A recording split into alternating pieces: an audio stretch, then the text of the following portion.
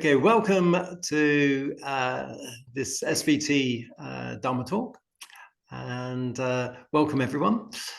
And to start, let's just start with the Namo Tassa. Namo Tassa Bhagavato Arahato Samma Sambuddhassa.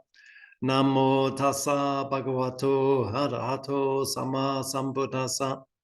Namo Tassa Bhagavato Arahato Samma Sambuddhassa. Sadhu, sadhu, sadhu. Okay, so today's talk is taken from the SuttaNipata, and I'm using the translation by Saddhastissa. And it's from the great chapter, that's chapter 3. And we're looking at verses 22 through to 45. And this is covering a fascinating subject. And it's basically, it's looking at what is the highest wisdom state.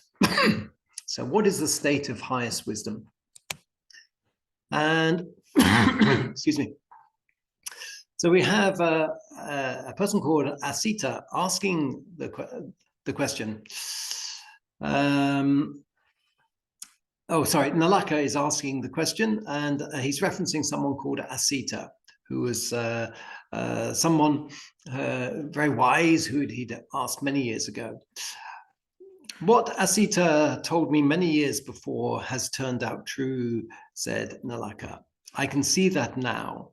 You, Gautama, have reached the perfection of all things.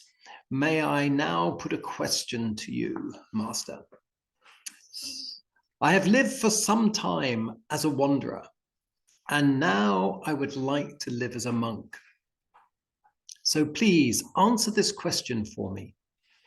What is the highest wisdom state? And the Sublime Master replied, I will explain the wisdom state to you, a state which is hard to get and hard to put into effect. Come, be alert and full of effort. Develop the mind of equilibrium. So what's very interesting here is that the Buddha is saying that you need to be alert, so very present, and you need to be prepared to put in effort. And one of the ways that we describe effort in the TWIM approach is the 6 R's. So being alert to states of mind and how they change, and using the 6 R's in order to achieve the next phrase. And the next phrase is develop the mind of equilibrium. And the 6 R's are the process of bringing the mind back into balance.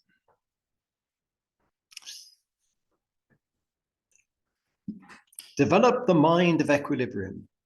You will always be getting praise and blame, but do not let either affect the poise of mind. Follow the calmness and the absence of pride. So, the wonderful thing about the SuttaNipata is that it's considered to be some of the very earliest teachings of the Buddha. And I think I'm right in saying that the SuttaNipata is actually referenced within the other suttas.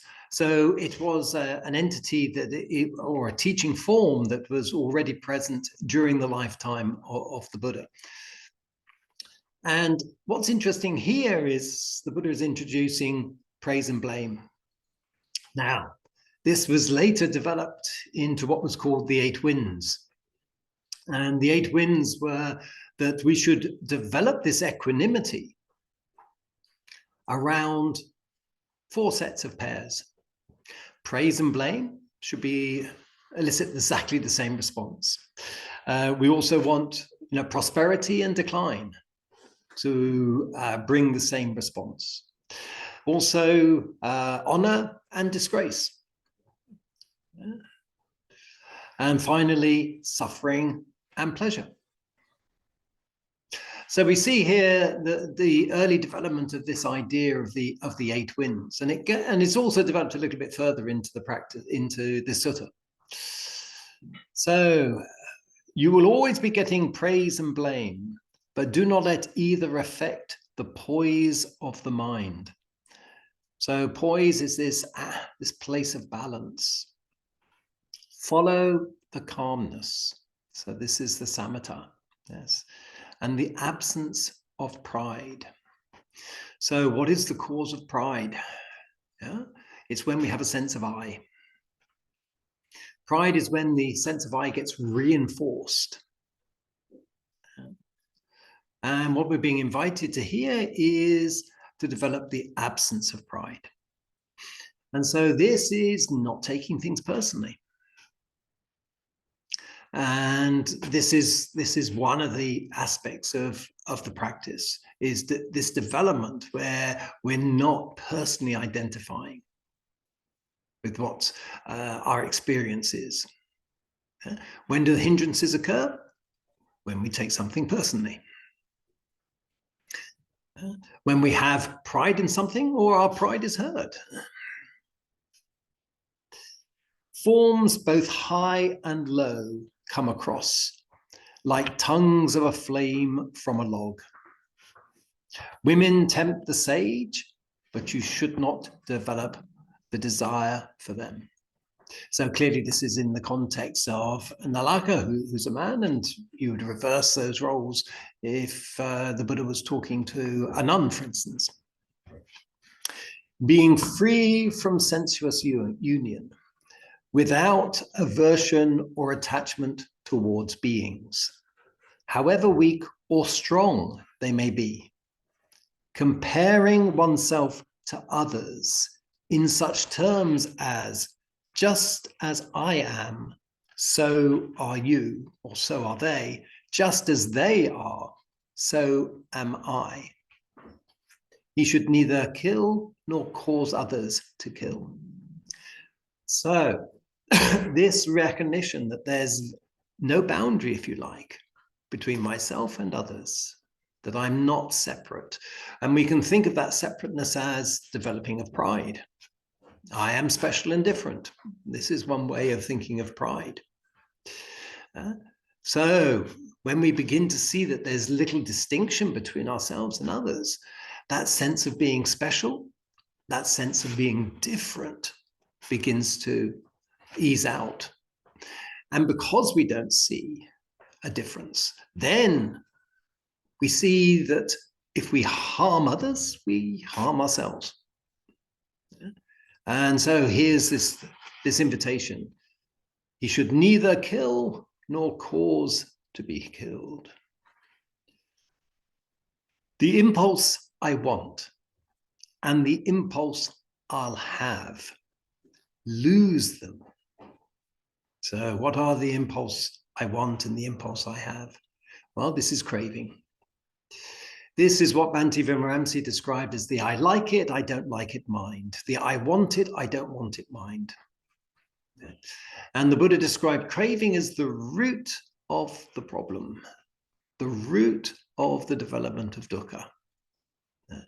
And dukkha can be micro, it can be macro.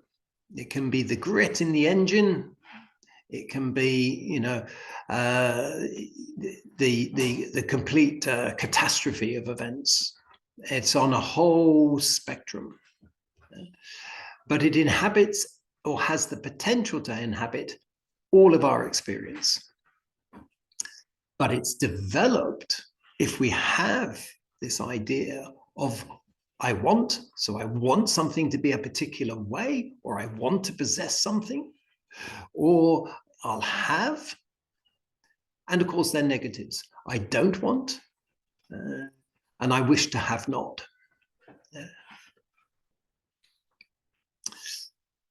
Lose these, the I want, I don't want. Yes. That is where most people get stuck. So here's the nub of the issue. It's this I like it, I don't like it mind. This is where most people do not see clearly. Yeah? And because they don't see clearly, they become stuck. Yes. Without those, the I wanting, not wanting, wishing to have, not wishing to have, without those, you can use your eyes to guide you through this suffering state. So what does this mean? To use your eyes to guide you through this suffering state. Well, if you can't use your eyes, you're blind. So if you don't see this clearly, you are blind to seeing your way through this suffering state. You're blind to understanding how suffering operates. But if you can let go of these, if you can lose these, I want, I'll have, then you have the clear-sightedness to understand suffering. Eating little and moderate in food, with few wants and free from greed, he is unafflicted by wants. There's a very interesting, I forget the Japanese name for it, but there's a whole Japanese philosophy around eating, where you should eat till you're about 70, 80% full and stop. And the health benefits and the psychological benefits of that, there's a whole description around that benefit.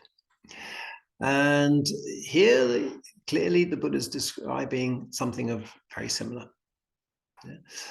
We all know what happens when we overeat.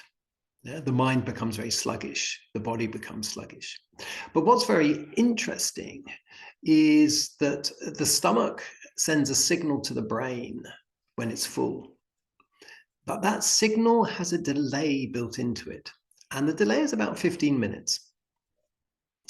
So if we choose not to eat until we physically feel full, but just eat, and the suggestion here is 70 to 80%, and wait, in other words, have the patience, be moderate in our approach. What we find is the sense of satisfaction and that there's enough will be transmitted to the brain, but it's about 10 or 15 minutes after we've stopped eating. If we do that, it forces us, by choosing to stop eating, by choosing to eating little and be moderate, it chooses us to see greed, that craving, very clearly. The I wanted mind. Yeah? And then we observe the I wanting mind dissipating when the sense of satisfaction comes through. So we can use this as a process of understanding the arising of craving and its cessation. And this is what the Buddha is suggesting here. Eating little and moderate in food, with few wants and free from greed, he is unafflicted by wants. He is desireless and calmed. Because you've seen desire, you've held that desire softly by not eating to the maximum degree that desire wanted, and then you observe the mind becoming calm. And there's a physiological background to that as well when we're eating. This is the pattern that the man of wisdom follows. He goes round collecting gifts for his meals. So this is the alms round. And then goes off to the edge of the woods and sits down under a tree. He then applies himself to meditation practice. And his skill in this practice, and with his skill in this practice, he can find it pleasurable. So that end, this is a very interesting statement. Pleasurable here, well, Vedana, the pleasant, the unpleasant, the neither pleasant or unpleasant. There is nothing in the teaching of the Buddha which says that you cannot or should not experience a pleasurable sensation. The teaching of the Buddha is that you should not be attached to the pleasurable sensation. You shouldn't hold on to it. You shouldn't seek it. You shouldn't go out looking for it. But if you are moderate in eating, and then the body is at ease. The body feels comfortable. And another word for this comfort is sukha, this pleasurable feeling. Yes. He can make himself joyful. So here's another pleasant experience. Joy arising in the mind, joy arising in the body. He can make himself joyful living under a tree on the edge of the wood, meditating. He spends the night like this, and in the morning sets off for the village. He does not get distracted, nor does he get excited by the gifts and invitations that people offer him there. So again, this is about not taking this personally.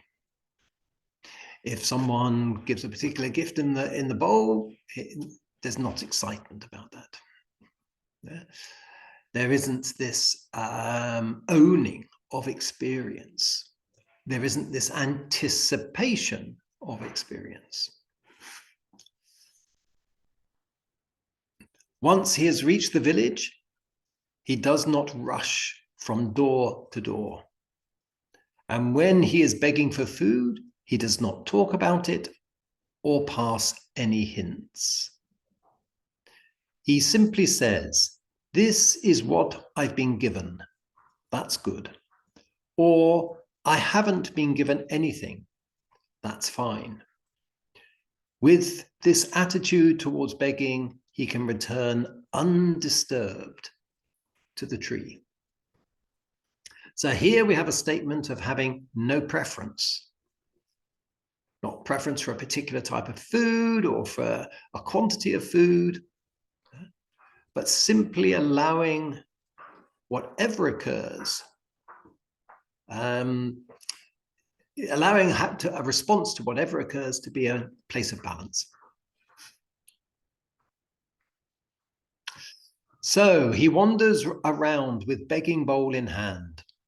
Although he is not dumb, he seems to be dumb. In other words, he's not speaking. He accepts even the smallest gift or the slightest giver without scorn and without pride.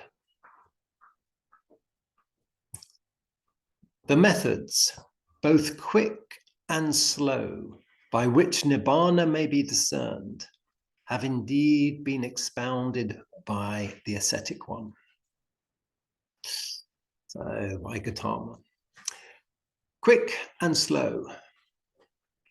Other references, I think, in the Majjhima Nikaya describe progress in the practice as being slow and uncomfortable or painful, being slow and comfortable, being quick and painful, or quick and comfortable. These are the four possibilities. The methods, both quick and slow, by which nibbana may be discerned, have indeed been expounded by the ascetic Gautama. Nibbana is never discerned twice. This perceiving of the beyond is realized gradually. So, this nibbana is never discerned twice. In the simile of the raft, the Buddha describes of crossing over. Well, having crossed over, we can't cross over again. So we don't cross over twice, if you like. But having crossed over, there is further development, and that development is gradual, as we go through the stages of understanding and through the stages of development, through the Sotapan, Sakadagami, Anagami, and eventually Arahant. And this process, as the Buddha described, is a gradual development.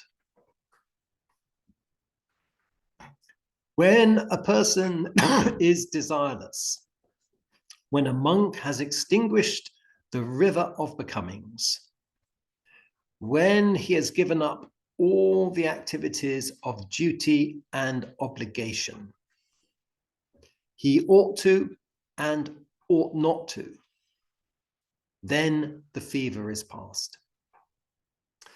So, the desirelessness, this is releasing away from craving. Extinguishing the river of becomings. Well, we can think of this in several ways. If we recognize what the links of dependent origination are like, so we have contact, and then we have feeling as a result of that contact, and that might be pleasant, unpleasant, or neutral. And with that contact comes perception and consciousness. So memory is applied, and the recalling of events and the way we distinguish things. With that craving comes clinging. The I like it, I don't like it mind brings on the story about why we like it or don't like it. And with that story comes the habitual tendencies. And this is bhava. And this is the becoming. So here's the stream of becomings. If we move from Vedana, the I like it, I don't like it mind, into clinging, a craving, and then into clinging, and then into this stream of becomings. And in other suttas, that stream of becomings is described, or this process is described as the papancha, this proliferating thought, and then everything that develops from that. So we can see how this stream of thinking and becoming is linked to desire, this craving. So when a person is desireless, when a monk has extinguished the river of becomings, so when we switch off that craving, we don't downstream, we don't generate the becomings. So that downstream, that river of becomings is closed off. When we have given up all the activities of duty and obligation, and the duty and obligation here is explained as all those things that we ought to do or ought not to do. The oughts, the shoulds, the musts. When those have been released from, then the fever is past. So when we think of recovering from illness, where there's been a strong fever, and then the fever finally abates, and there's a calmness, and a restoring, and a repairing, and a recovery. And these obligations that we have, the Buddha clearly is describing these as a fever, as causing this fever of activity. Activity in the mind, perhaps activity in physical activity or whatever. So we're turning this off. Yes, said the blind master, I will explain the wisdom state to you. Be razor sharp. Okay. Razor sharp. This, I think, is suggesting the importance of investigation, having the clarity of mind to observe and investigate. Keep your tongue relaxed so the tip is resting on the roof of your mouth. And your stomach is quiet and restrained. So when we're working with the Sakita Yoga, we use the Ujjayi breath. And the Ujjayi breath is lifting the back of the tongue to the soft palate. And that brings the tongue in contact with the palate. When we use the Ujjayi breath, what we trigger is the parasympathetic nervous system.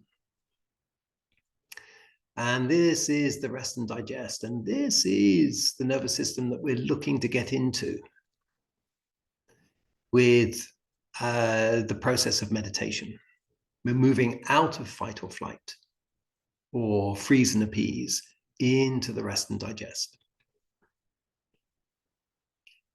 Also, when we work with the lower abdomen,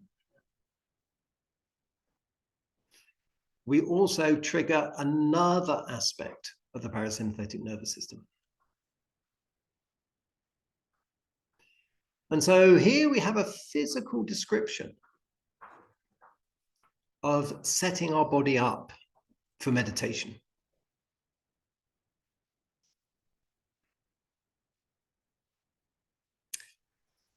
Keep your tongue relaxed so the tip is resting on the roof of your mouth and your stomach is quiet and restrained. Let go of the chained minds, the states involving attachment. Do not spend much time thinking about irrelevancies. No defilements, no ties, no dependency, only dedication to the practice of a pure life. So, letting go of the chained mind. Well, if we think of the chains in terms of the fetters, this is the aspects of understanding, or the fetters are what we gradually release as we go through the stages of Sotapanna, Sakyagami, Anagami, and Arahant. So it's important we see that, first of all, with Sotapanna, we're getting away from aspects of the mind, which, for instance, see rites and rituals as a route to liberation. No, rites and rituals can be very supportive in creating the right environment for meditation, but of themselves, they won't lead us on. Also, Sakayaditi, understanding the truth about our own body, the identity that we have with our own body, and releasing away from that. And skeptical doubt, understanding that the practice, as described by the Buddha, is effective and not ineffective. And we can only get over skeptical doubt from our own understanding and experience, when we recognize that what we're experiencing is what the Buddha's been describing. Then Sakyagami, what we have here is a reduction in craving. Yes. So greed and hate begin to release. The Anagami, that process reaches a culmination.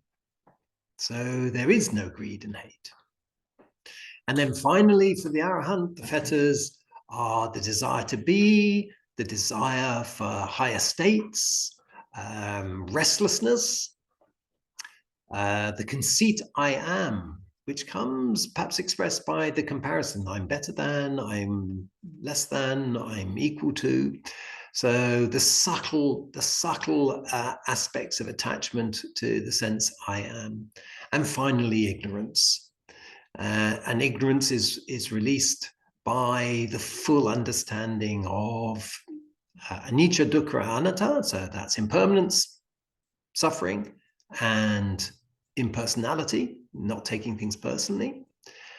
The Four Noble Truths, the role of suffering in creating, or the role of craving into creating suffering, and seeing dependent origination clearly. So this process that we've been describing of going from contact to craving to clinging to this river of becoming.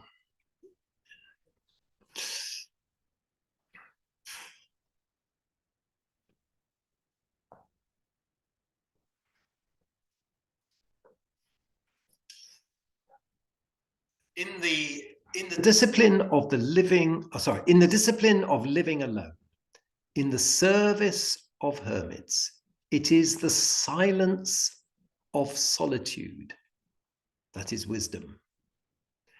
When the solitude becomes a source of pleasure. Okay. So we might think of this as perhaps distinguishing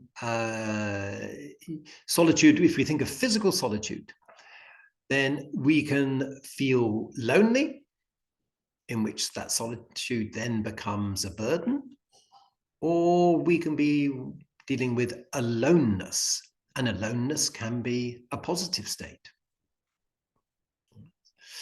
Then it shines in all the 10 directions.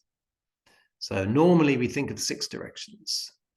So if you like, north, south, east, west, above and below. But the 10 directions are the northeast, southeast, northwest, southwest, as well as the 4 cardinal points. So these are the 10 directions. So we can think of this as all around. So when the solitude becomes a source of pleasure, then it shines in all the 10 directions. Yeah. And we can see this solitude in the twin practice, because as we develop the loving kindness, we move through the stages of working with the spiritual friend, and then we break down the barriers, and then we're working with the directions. And when we allow the loving kindness to move in all directions, we're not being selective at all. We're including everything, all sentient existence.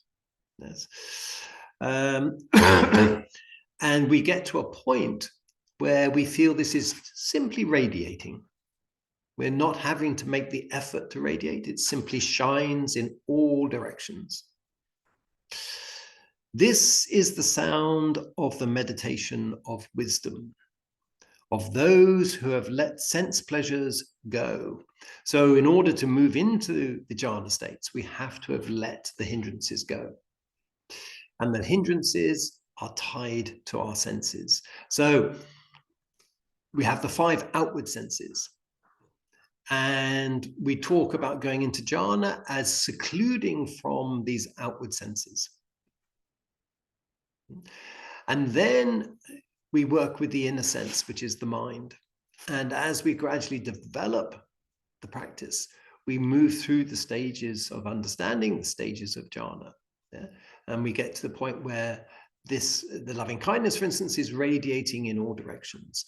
But this sense of shining in all directions extends then to the compassion, to the sympathetic joy, and then to equanimity, until we move up into the realm of nothingness.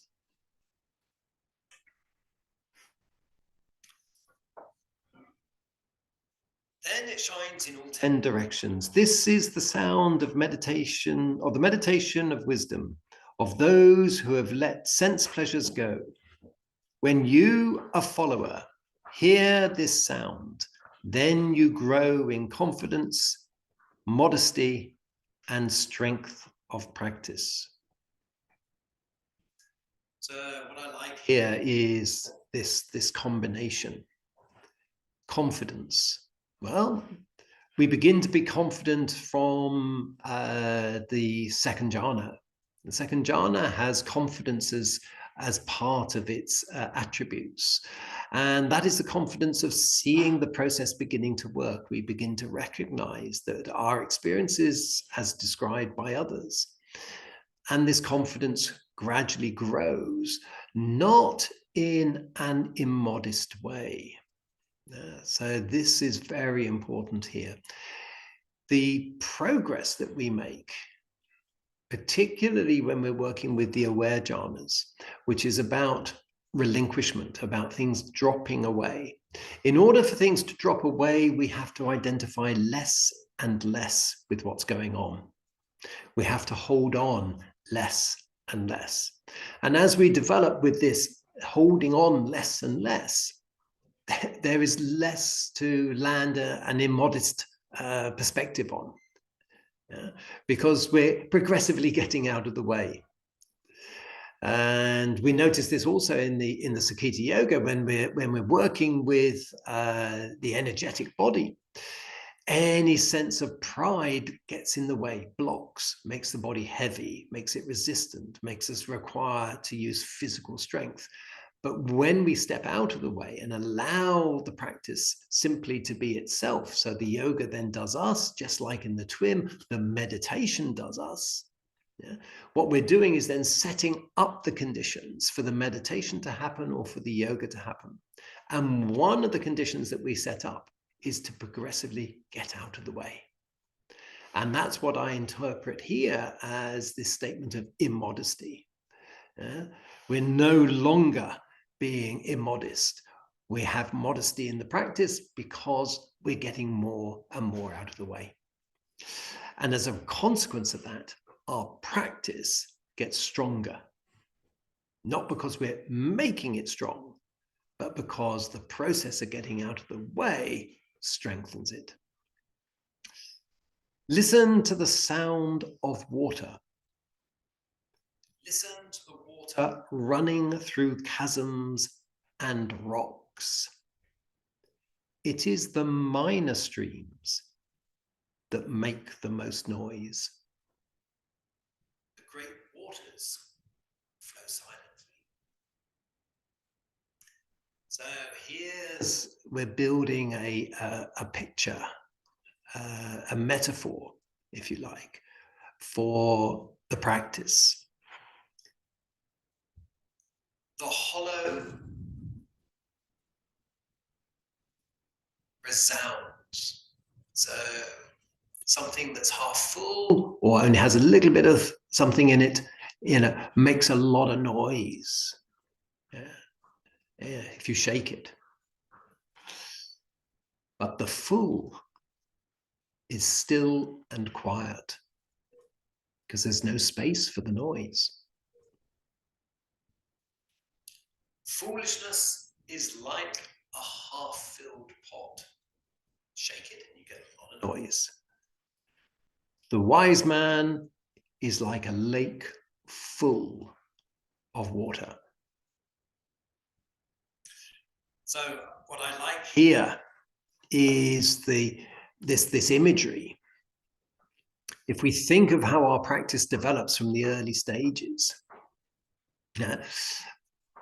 we go from being completely empty, if you like, where if you knock something, it rings and reverberates for a long time. And then we get a little bit of water, say, in that. And, the ringing is perhaps not quite so resounding, but it's still there. And then as our practice continues, we begin to fill this space up until when it's completely full, if we to strike the side, there's no reverberation at all. And if we think of this in terms of our experience with in daily life, if something happens to us and we get angry, and we can be angry for a long period, and it can reverberate for minutes, hours, perhaps even days. As we practice, our attachment or our holding on to that experience begins to release, begins to relax more. So the reverberation gets less.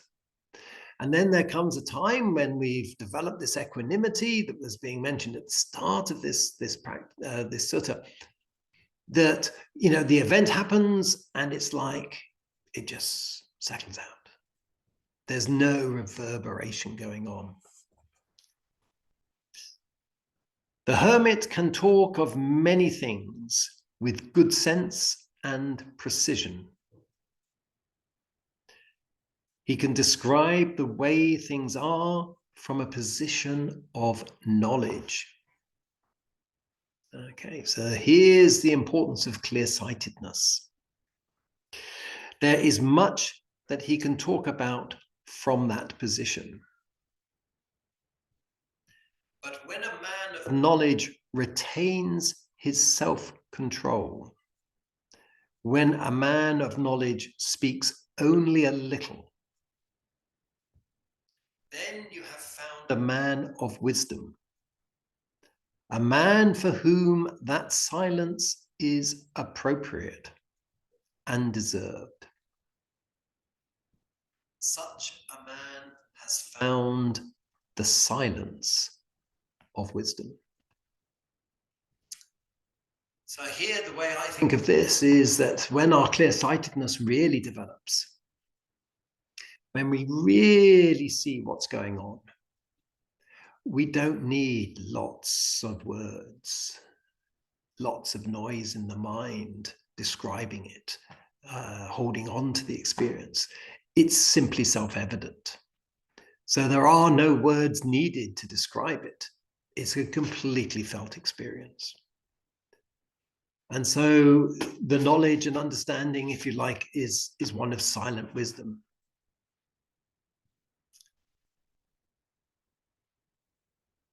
Such a man has found the silence of wisdom. And so we have here a sutta where the Buddha is answering the initial question. What is the highest wisdom state? What is the highest state of wisdom? And it's seeing this clearly. And this whole process is described through this sutta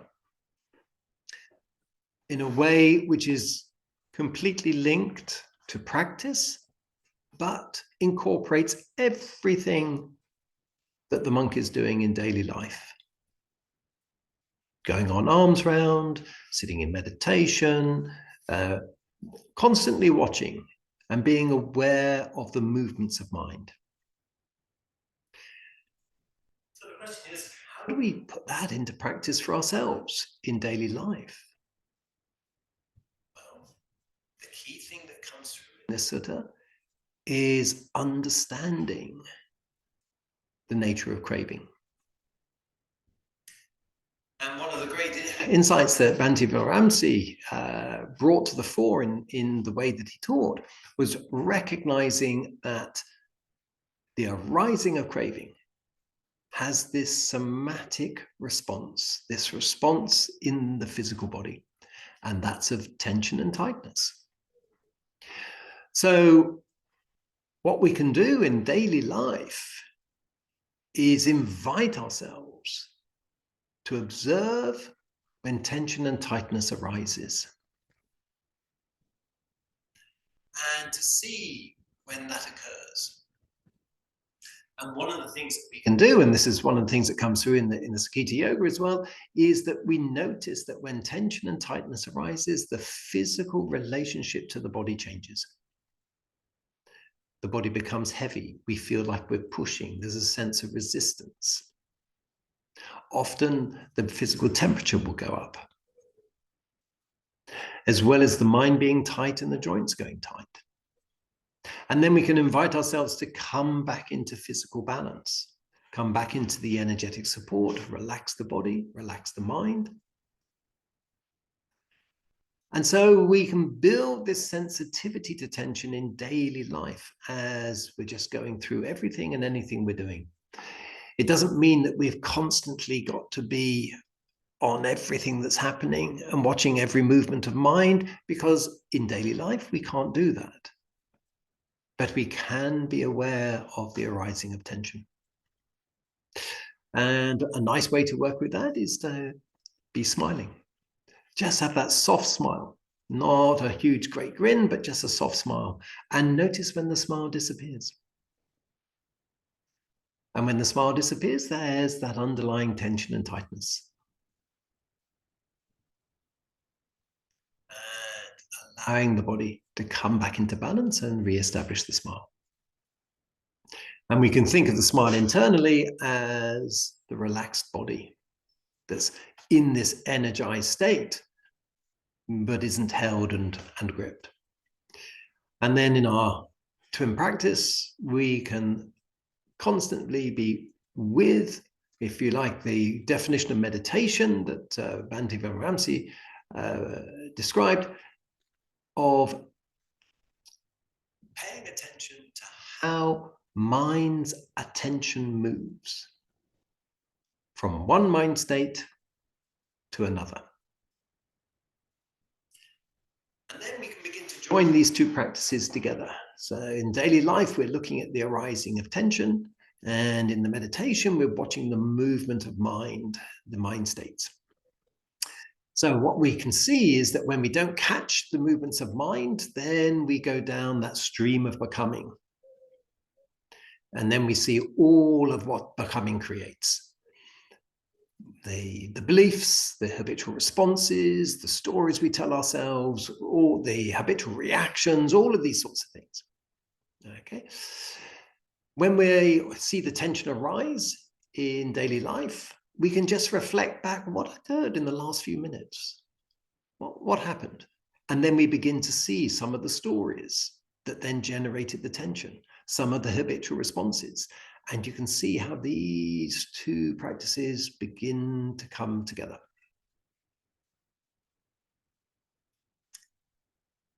So this gives us the opportunity to invite ourselves to practice with wisdom, not only in our formal practice, but in every aspect of daily life.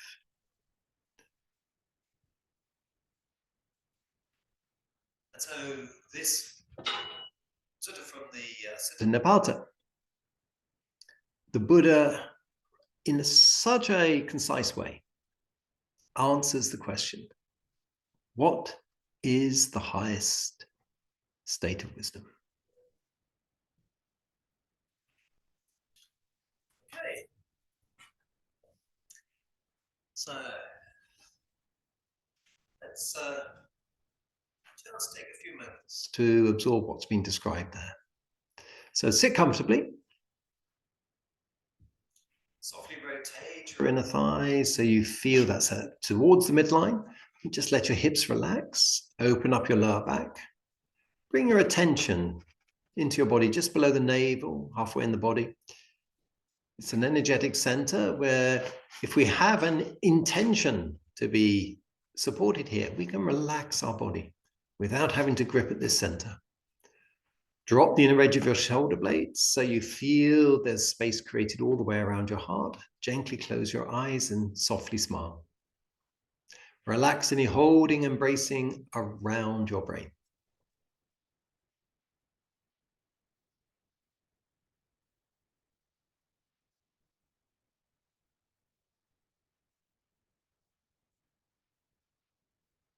Bring up a time when you felt joyful and allow that sense of joyfulness to be there.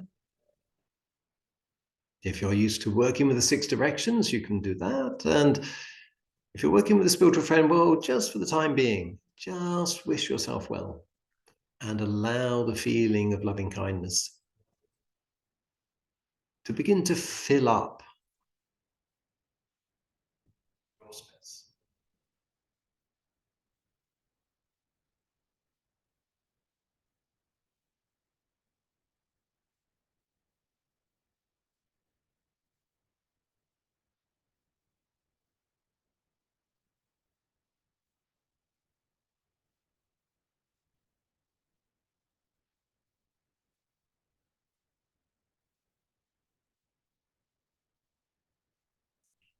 Remember, don't resist or push, soften and smile. And then let the memory of a time when you felt happy softly ease out and stay with the sensation of loving kindness.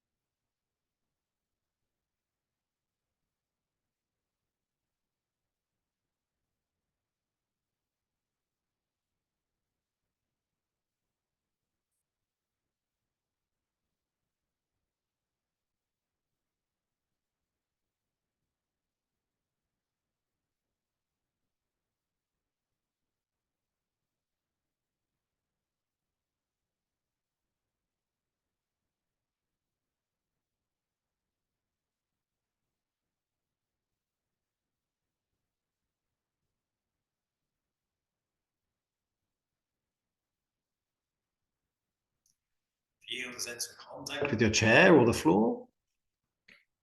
Take a deliberate breath in and out.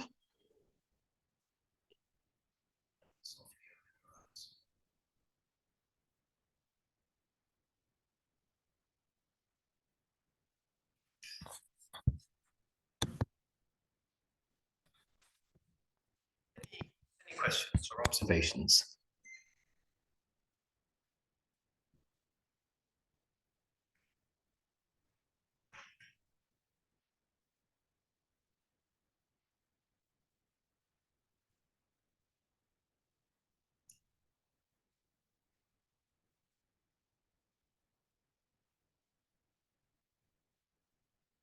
Paul, did you have any reflections around the sutta itself?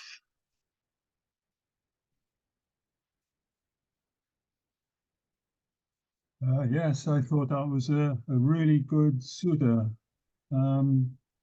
It seems to cover the whole of the practice, really, all in one short sutta. Very useful reminder. I'm really glad it's recorded so I can listen again. The Suttanipāta is a lovely book. It's well worth spending some time. It's not big. It's relatively brief and short. It's quite small, and it's some of the seemingly some of the earliest teaching of the Buddha. And as a consequence, it's really just kind of hits the nail on the head in many places. It's a really lovely read. So thank you for your comments. And Sindhu, how did you get on?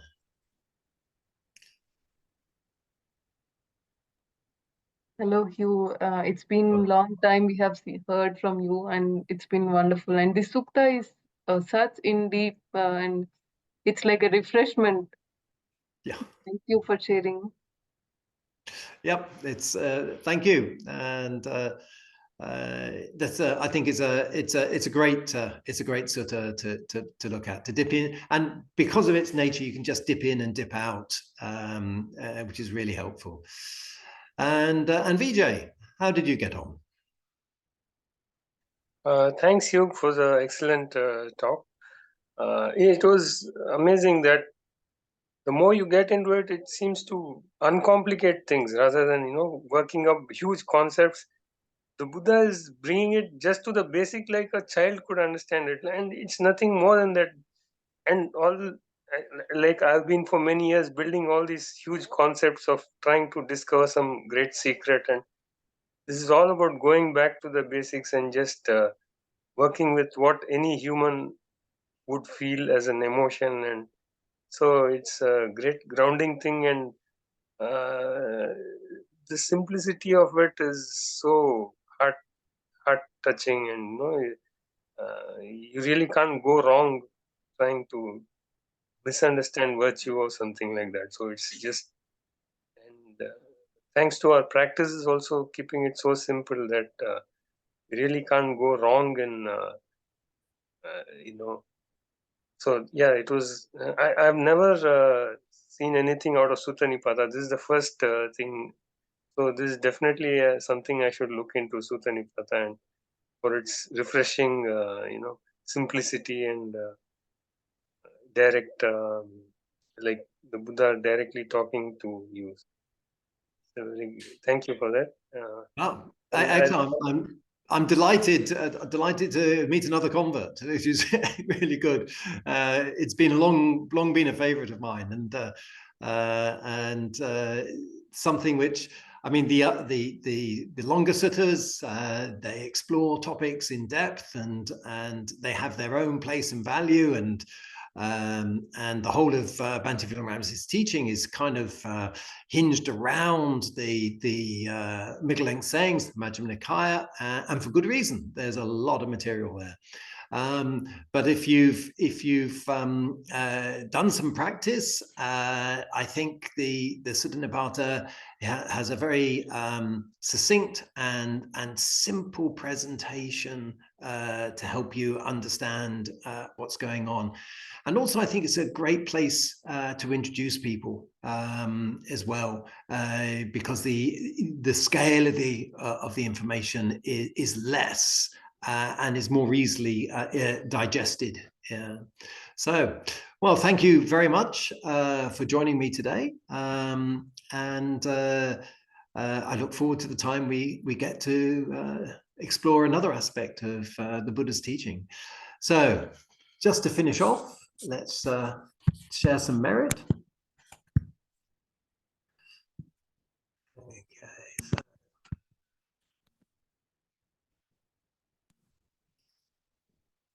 May suffering ones be suffering free, and the fear-struck fearless be. May the grieving shed all grief, and may all beings find relief.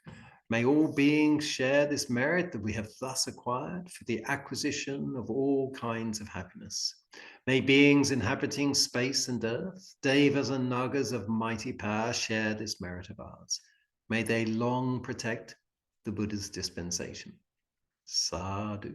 Sadhu, sadhu. Thank you. Thank you, everyone. Thank you. Thank you. Bye for now.